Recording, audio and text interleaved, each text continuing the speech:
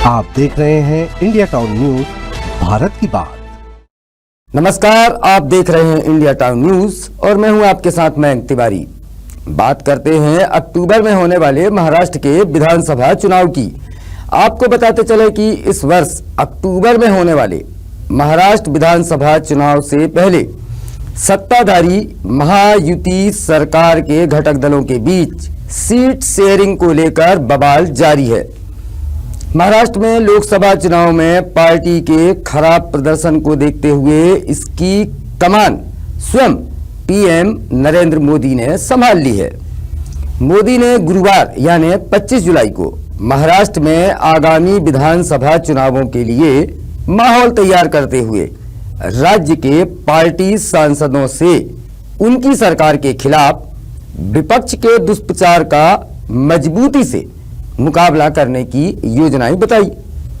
PM Modi ने BJP सांसदों से केंद्रीय बजट में घोषित योजनाओं को जनता तक पहुंचाने और सरकार के बारे में गलत सूचना फैलाने के विपक्ष के प्रयासों को विफल करने को कहा है। बता दें कि लोकसभा चुनाव में अपने दम पर बहुमत से दूर रहने वाली बीजेपी का महाराष्ट्र में भी खराब प्रदर्शन रहा था।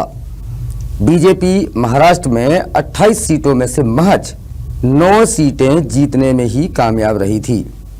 ऐसे में बीजेपी को खोए हुए जनाधार को वापस पाने और राज्य में अपनी सरकार बचाने के लिए तेजी से काम करना होगा। इनसे सबक लेते हुए पार्टी अब विधानसभा की तैयारियों में जुट गई है। हालांकि लोकसभा चुनावों में दोनों को उनके पूर्व गुरुओं ने मात दी थी। शिंदे ने उद्धव की 9 सीटों के मुकाबले 7 सीटें जीती और एनसीपी प्रमुख को वरिष्ठ पवार की 8 लोकसभा सीटों के मुकाबले केवल 1 सीट जीतने में कामयाब हुए। बीजेपी को जूनियर पवार के साथ गठबंधन करने के लिए आरएसएस की आलोचना का सामना भी करना पड़ा है, जिन पर भ्रष्टाचार के आरोप लगे थे। महाराष्ट्र में महायुति गठबंधन बनने से पहले पीएम मोदी ने अपनी रैलियों में अजीत पवार पर निशाना साधा था। फिलहाल बीजेपी एकनाथ शिंदे और अजीत पवार के साथ विधानसभा चुनाव लड़ने की योजना फिर से बना रही है। वहीं दूसरी ओर विपक्ष जानता है कि उसके पास राज्य में एनडीए सरकार को हटाने का मौका है और वह विधानसभा चुनाव जीतने के लिए हर संभव कोशिश करेगा। हाल ही में शरद पवार ने दावा किया कि विपक्षी एमवीए महाराष्ट्र विधानसभा की 288 सीटों में से 225 सीटें जीतने में सफल होगी।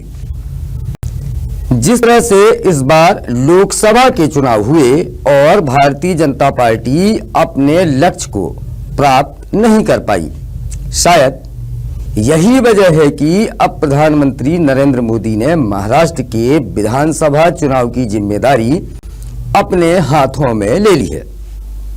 लेकिन अब यह देखना होगा कि जनता भारतीय जनता पार्टी को चुनती है या फिर दूसरी पार्टियों की तरफ रुख करती है, और यह तो चुनाव के परिणाम के बाद ही पता चलेगा।